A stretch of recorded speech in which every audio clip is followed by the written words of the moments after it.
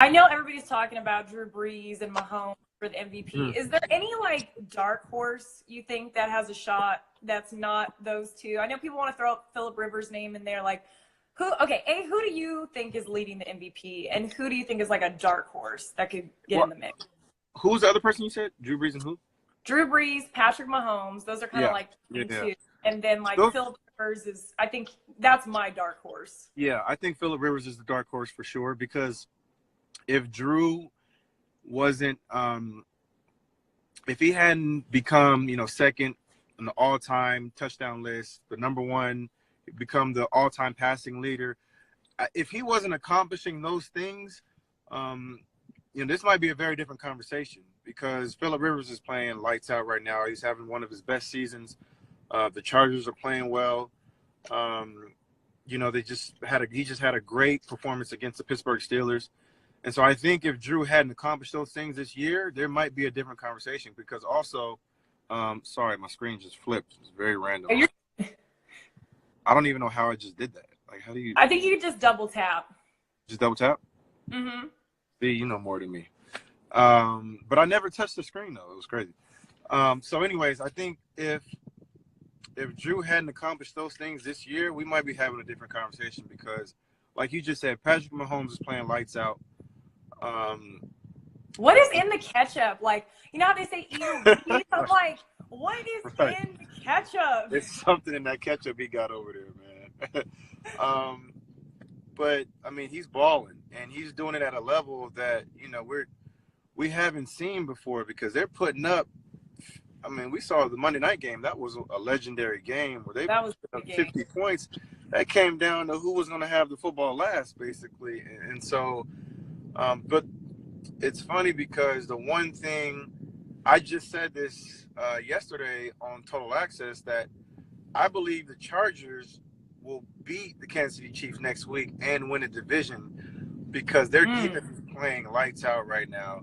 And I asked this question a couple weeks ago. I asked the question right after that Monday night game.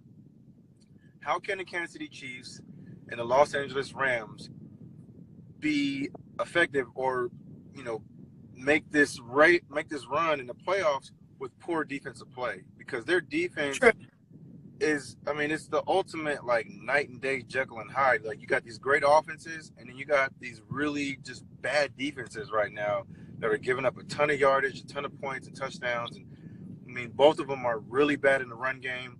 And so when you get to this point in the season, you have to rely heavily on your defense, because at this point, when you're playing teams, and especially if you're playing a divisional opponent, they've seen all your footage. They've seen all the games, right? Like, you're not hiding anything at this point.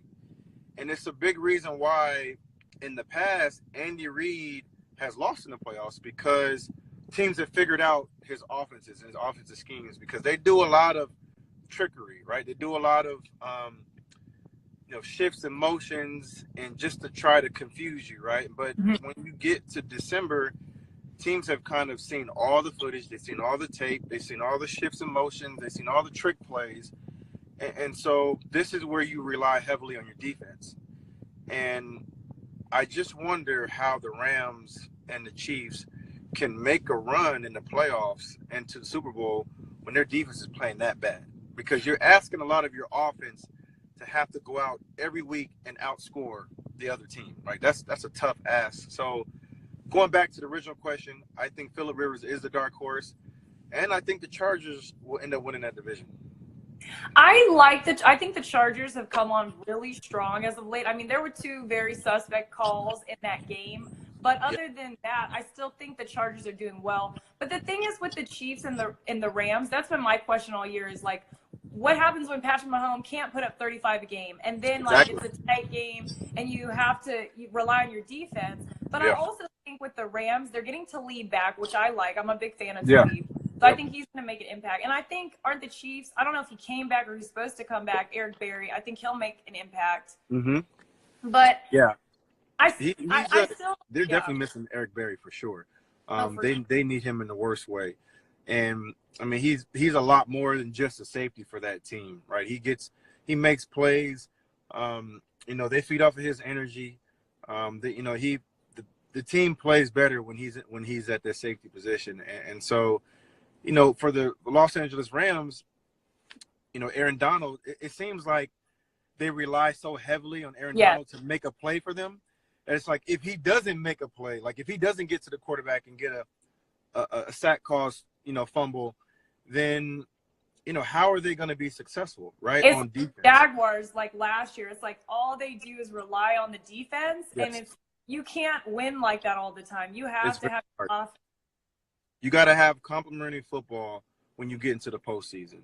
You can't have a great offense and a bad defense, or bad defense and a great offense, because we saw that happen last year with the Jacksonville Jaguars, right? Like their offense, and you could just see it like slowly unfolding before your eyes when they were up against the Patriots, and you're like, fourth quarter, here they go. They're trying to play it safe. They're trying to run the football, run the clock out, and you have to be able to score points when you play the Patriots. And that's why they're so good and why they've been so successful, is because nobody has played better complementary football than the Patriots over the course of Belichick's career, right? While he's been that coach there. And so they don't have one go-to receiver, right? They spread the ball out. Brady's, one of the best to ever do that. He spreads the ball to everybody.